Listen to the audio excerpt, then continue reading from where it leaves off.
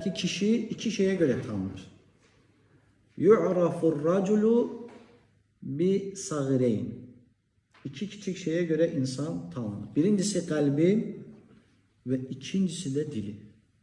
Ve bakırsan ki insan var, o insanın canı, cesedi var ama görürsen ki insanlar arasında hiçbir hürmeti yoktur.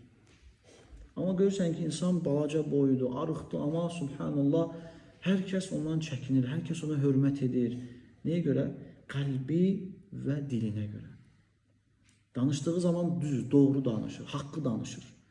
Yani öz əleyhinə olsa belə haqqı danışır. Və həmçində yəni salamat bir qəlbə sahibdir.